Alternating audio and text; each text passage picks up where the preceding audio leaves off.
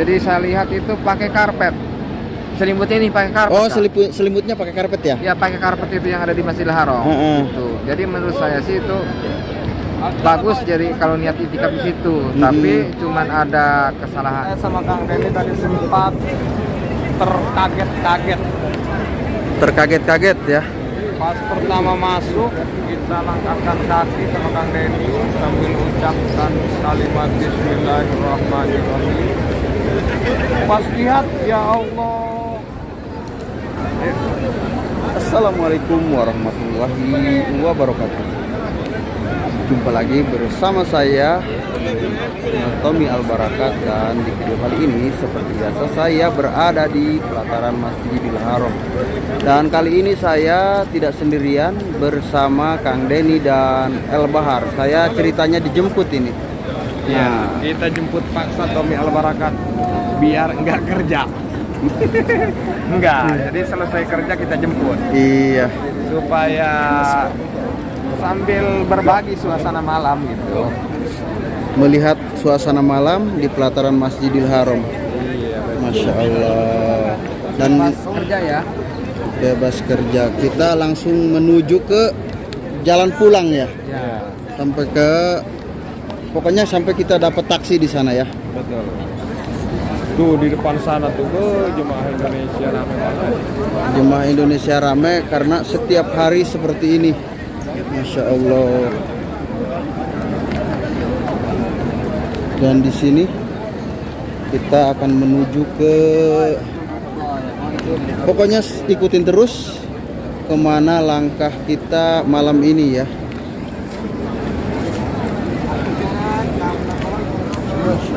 Ini adalah malam yang sangat sejuk ketika memasuki malam musim dingin. Karena biasanya kalau musim panas di sini juga malamnya sangat terasa banget gerah ya. Tapi alhamdulillah musim dingin ini sangat sejuk. Dan pelataran Masjidil Haram seperti biasa diwarnai para jemaah yang berdatangan dari berbagai negara. Kita tanya Kang Denny. Kang Denny habis dari mana ini sebenarnya nih? Hari itu habis dari dalam Masjidil Haram. Oh, tadi sholat di Masjidil Haram. Jadi melihat saja, melihat keberadaan di dalam Masjidil Haram itu betul-betul ketika jam segini ya, jam 11 malam. ya jam 11 malam. Jadi sepi Kang. Sepi. Ya banyak yang tidur di sana. Heeh. Terus jadi saya lihat itu pakai karpet. Selimutnya ini pakai karpet. Oh, Kang. selimutnya pakai karpet ya? Ya pakai karpet itu yang ada di Masjidil Haram. Gitu. Jadi menurut saya sih itu bagus, jadi kalau niat itikaf di situ. Tapi cuman ada kesalahannya itu ketika ini kan apa ya, abab terus kaca. Iler ya, iler ya. Kan? Jadi benar. Itu menurut saya sih kurang bagus Kang, karena itu najis hukumnya. Jadi keluar dari itu jadi, najis. Kurang baik begitu ya, kurang ya. baik. Benar. Makanya itu setiap hari karpetnya itu dibersihin Kang. Karena seperti itulah. Oh, dicuci ya? Enggak dicuci Kang kalau itu. Cuman dibersihin seperti pakai mesin pengering gitu kan, biar gitu ya.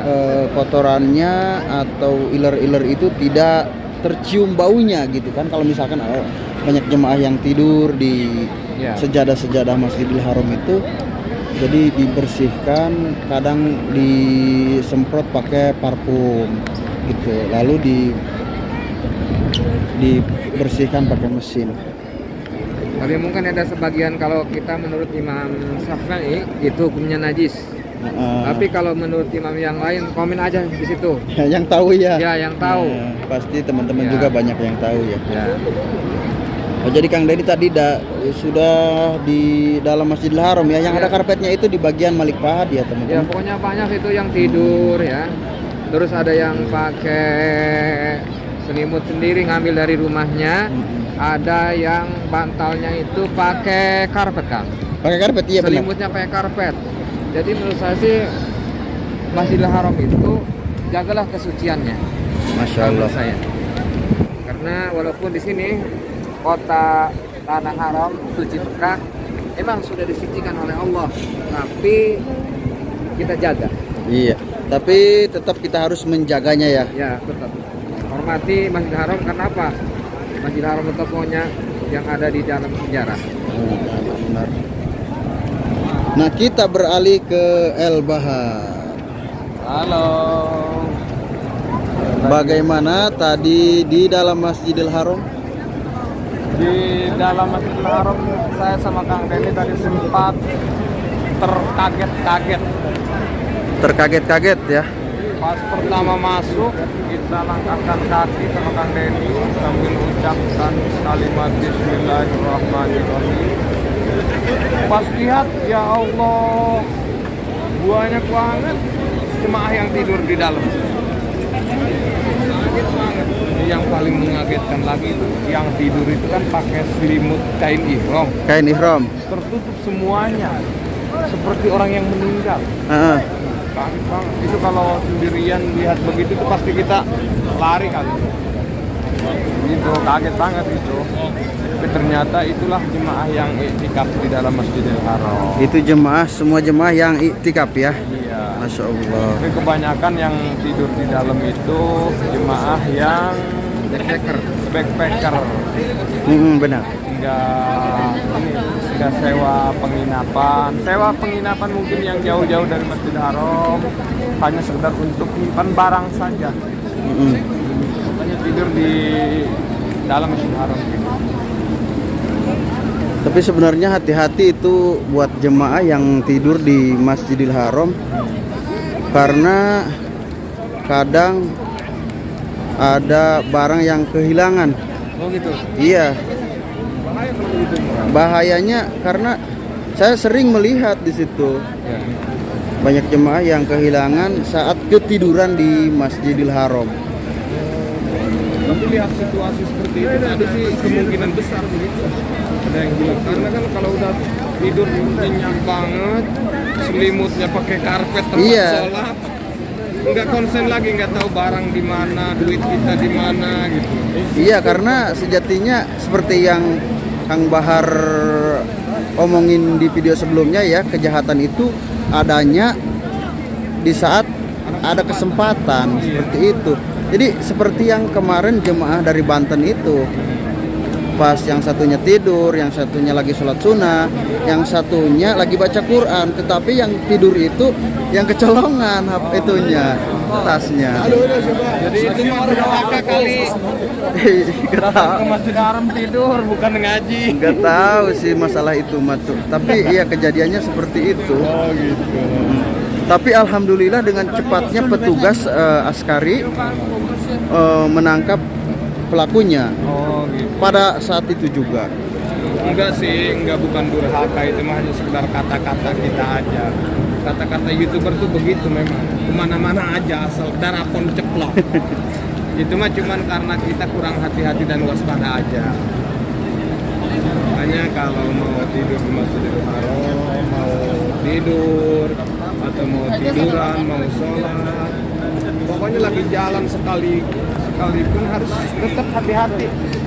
Hati-hati. Hati-hati dan waspada ya. Jadi kita lagi santai begini pun kalau tidak hati-hati ketabrak sama itu. So anak-anak yang lagi lari-lari. Tabrak kita kalau tergeletak nanti dibikinin thumbnail sama konten.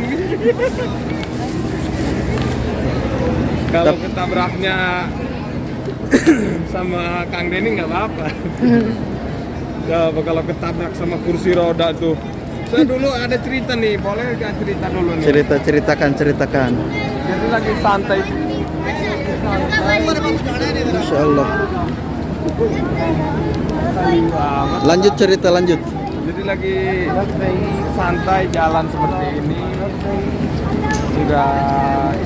enggak konsentrasi kiri kanan, jadi jauh daripada kata hati-hati lah. Tiba-tiba ketabrak dari belakang sama kursi roda kayak gini nih. Itu pas waktu lebaran itu ketabrak di Mispala. Iya, berdarah itu. Kan sakit. Sakit ya. Kalau kita tidak hati-hati dan waspada, yang menanggung akibatnya kita sendiri. Kita sendiri. Ya makanya insya Allah kalau kita hati-hati dimanapun berada, insya Allah akan aman.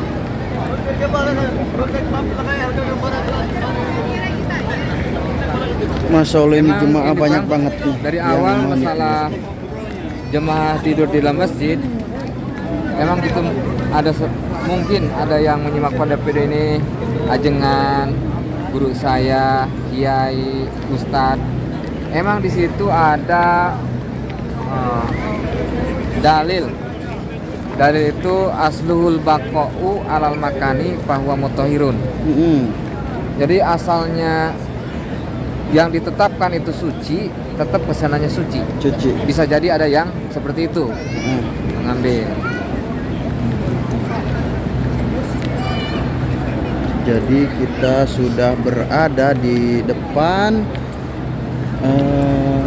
Darul Tauhid. Tak terasa karena kita sudah banyak ya yang kita sampaikan dari sana sampai ke sini. Jadi waktu tidak terasa lagi. Ternyata sudah sampai di depan toilet nomor 6.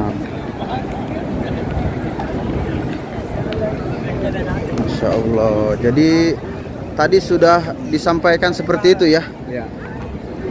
Di dalam Masjidil Haram ataupun banyak sejadah yang di luar ini yang dinikmati para jemaah untuk intikaf atau sambil tidur di sejadah ya.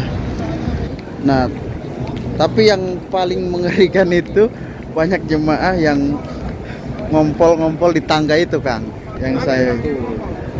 Yang saya kagetkan itu sering banget jemaah yang ngompol di tangga itu kan setelah tidur dan malas mungkin untuk ke hamam atau ada kemacetan kalau sore hari ya, jadi malah kencing di situ. Itu yang bahaya tuh. Iya, jadi dia ngambil wudhunya air jam-jam yang ada di dalam itu.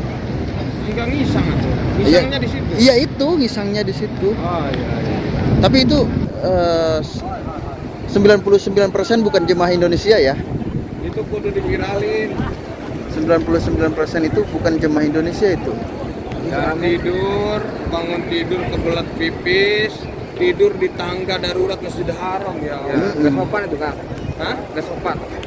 Itu bukan nggak sopan lagi, itu kudu dipotong kanyutnya. Masalahnya saya yang setiap hari membersihkan di situ, jadi merasa malu juga sama jemaah yang lainnya gitu kan. Kita udah bersihin itunya tangganya, tiba-tiba kita lihat lagi ke situ, cek lagi ada kencing. Coba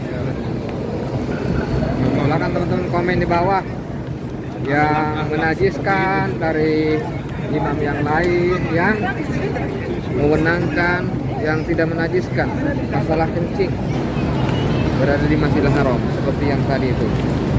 Apapun itu ceritanya, kalau menurut pandangan saya yang awam, kesannya benar-benar kurang sopan. Iya betul. kurang sopan. Benar kurang sopan. Karena itu kan masjid. Masjid. Masjid itu harus dijaga dan itu bukan wes ya. Harus dijaga dan bagaimana kenapa kita harus menjaga rumah kita aja kita bersihkan, apalagi ini rumah Allah. Seperti itu kan. Aku kifal hal. Alhamdulillah, Taibin. Bismillah. Masya Allah. Bismillahirrahmanirrahim. Bismillah. Morocco. From France, Morocco. Maroko. Masya Allah. Syukran jazakallah khair, syukran. Maroko. Ketemu sama orang Maroko, dikasih biskuit. Karena apa kan?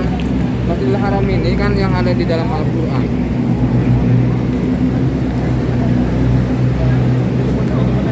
Ini pelataran Masjidil Haram lagi dibersihin. Kita bertemu lagi dengan jemaah dari Indonesia.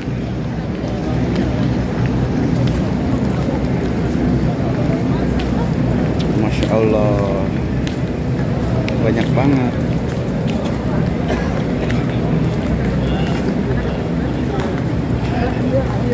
Ternyata kita sudah sampai di sini.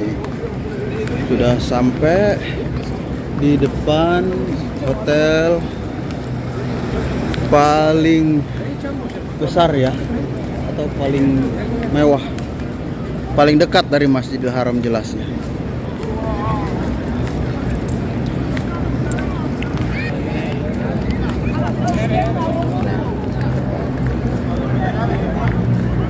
Baiklah teman-teman, terima kasih sudah nyimak video ini sampai akhir.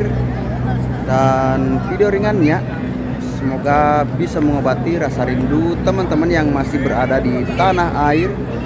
Dan semoga teman-teman bisa datang ke kota suci Mekah Al-Mukarramah melaksanakan ibadah haji dan umroh. Dan semoga bisa mengunjungi semua sejarah yang ada di kota Mekah dan Madinah. Baiklah, untuk video ringannya sampai di sini saja. Saya Tommy Al-Barakat dan Kang Denny dan juga El Bahar pamit undur diri. Assalamualaikum warahmatullahi wabarakatuh. Bye bye. Bye bye.